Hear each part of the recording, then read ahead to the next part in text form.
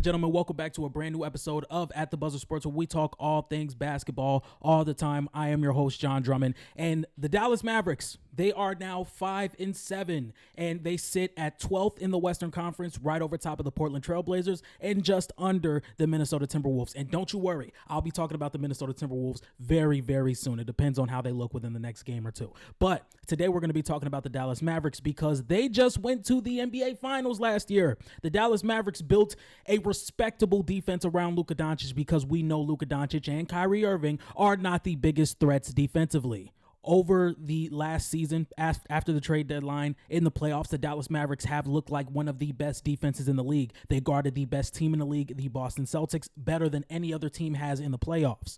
Luka Doncic was performing at an MVP level, giving you about 34 points per game, 10 rebounds, and 9 assists. And the key pieces surrounding Luka Doncic and Kyrie Irving in P.J. Washington in that stretch he had against OKC, Derek Lively the way he played against OKC, Daniel Gafford the way he played throughout the entire playoff run. And let's not forget, probably their biggest loss this season, Derrick Jones Jr., who provided that clear point of attack defense that the Dallas Mavericks needed all season. So I know a lot of people are going to be talking about the Dallas Mavericks this season, or today, and especially since they lost to the Utah Jazz, who is, in my opinion, the worst team in the league.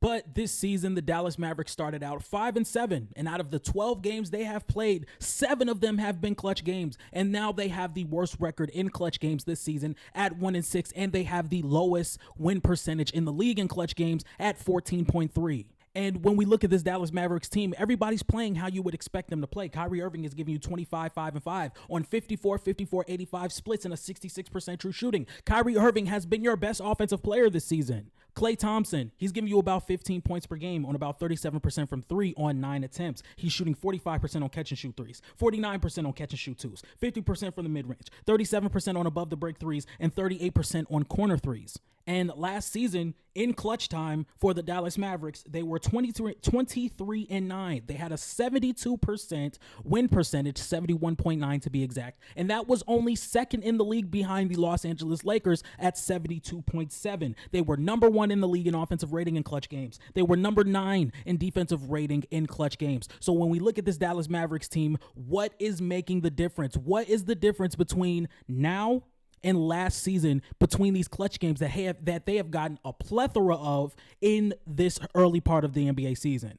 The first thing I want to do is talk about Luka Doncic and how he has played this season. Luka Doncic this season is giving you about 29 points per game, 8 rebounds, and 8 assists on 42, 32, 81 on 54% true shooting. That is the lowest Luka Doncic has averaged in true shooting since his rookie season. This is the only time Luka Doncic has shot a below average in true shooting since his rookie season. Now, let's talk about how Luka Doncic is playing in these clutch games. So far, before we get that started, I want to talk about the Dallas Mavericks in clutch time scenarios. They are 1-6 in clutch games. Already talked about that. They have the lowest win percentage at 14.3. That is the lowest in the league. Already spoke about that. They're 18th in offensive rating. So from number 1 to number 18 in the matter of one season. They're 26th in defensive rating. So the matter of 9 to 26 in one season. So let's talk about how that is happening. And a lot of people are going to record and talk about the Dallas Mavericks today because of the 4 straight losses, which is only a point differential of -8.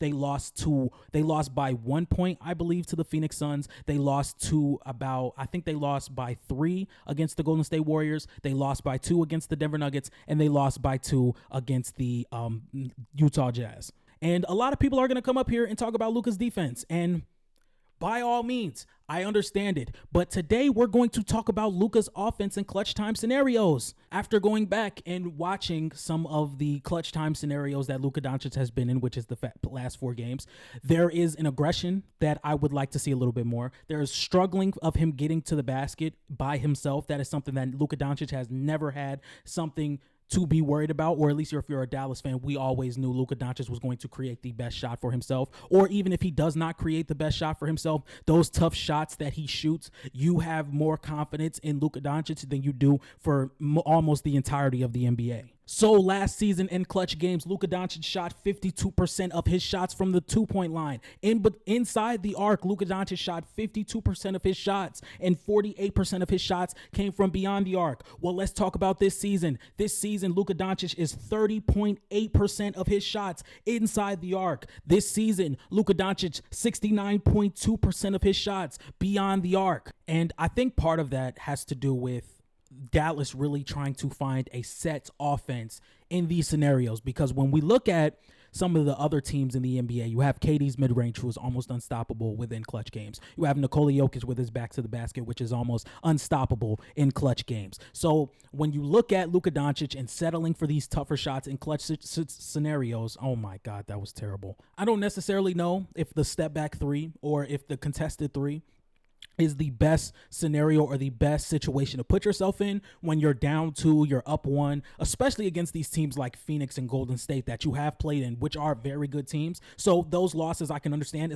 And with the Denver Nuggets, once again, those losses I can understand. But when you have a team like Utah, when you have a team like the Portland Trailblazers, if you're in a situation where you have to have a go-ahead shot, you have to build an offense to where you can lean on that in these clutch game scenarios, and I just don't think the Mavericks have that at this point.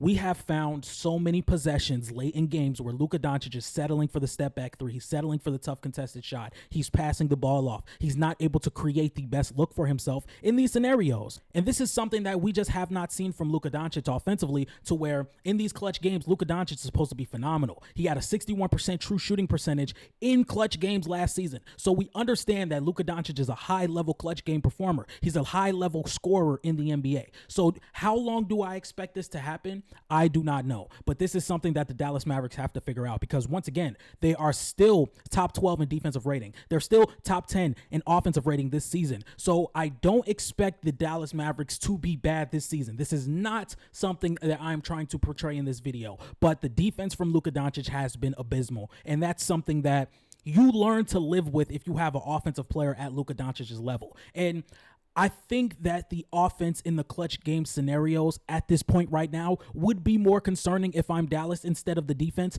just because we build our team around Luka Doncic to make up for his defensive inconsistencies. And I think a lot of the things people are pointing out with Luka defensively, he's been doing his whole career. We know Luka Doncic is not the defender that you would want him to be, especially as a number one. And it's very concerning. Don't get me wrong. If you are the forefront of a team, if you are the leader of the team, if you are the face of this franchise, you have to compete on defense. I'm not asking you to be Drew Holiday. I'm not asking you to be Herb Jones. I'm not asking you to be Jaden McDaniels. I'm asking you to be competent. I'm asking you to have court awareness. I'm asking you to make the proper rotations. I'm asking you not to be zoned out. I'm asking you not to complain to the refs. I'm asking you to stick on your man, because the last possession looked really bad. And to add on top of that, now you're not scoring in the clutch at the efficiency that we know Luka Doncic can. So in my opinion, we know Luka Doncic is not going to be a plus defender. We know he's not going to be an above average defender. But I think the offense that makes up for those defensive inconsistencies, why we are okay with Luka Doncic being the forefront of our franchise, is because he is so gifted offensively. He always puts us in a situation to win. And in these clutch games, which they've had 7 of, that is a lot for 12 games. They have 7 clutch time games. They just have not been able to pull it out. And I think it's because of Luka Doncic's offense that is supposed to be making up for the defense. So after the game, I took a look on Twitter, because some of the Twitter conversations be getting disgusting. They be getting disgusting, and I love it. I love it. I love it. I saw something that someone said that CP3's longevity is more impressive than LeBron's. Anyway, this is from Wilder Adams. His tweet will be right here. Once again, Wilder Adams, love your content. Twitter, TikTok, YouTube. We'll be reaching out to you for some content sooner than later. He said, "You don't get dynasties or even championships with the Luka Doncic archetype." And I did a little bit of digging. I looked past at some of the past champions and the forefront of those teams. Even with Nikola Jokic, who people love to say is a bad defender, he still gives the effort on that end where there are moments where Nikola Jokic locks in defensively and you can get a key stop with Nikola Jokic. So even if your face of your franchise is not a plus defender or not a good defender, there still needs to be moments where you are able to lock in a clutch time scenario and get those stops to where you could put your team in the forefront to win those games. And I don't think Luka Doncic provides that at all. And when we look in the past scenarios, even Steph Curry was able to lock in defensively and give you those stops necessary to win games. I think a lot of people give Steph Curry a lot of slack for his defense because we see how Kyrie Irving has done him in past finals. And honestly, it's Kyrie Irving. He's one of the best shot creators the world has ever seen. So I'm not going to slight him for that. But if we look at Luka Doncic, I think the effort level has to get better if you want to win with Luka Doncic, because offensively, he is going to put your team in the best possible chance to win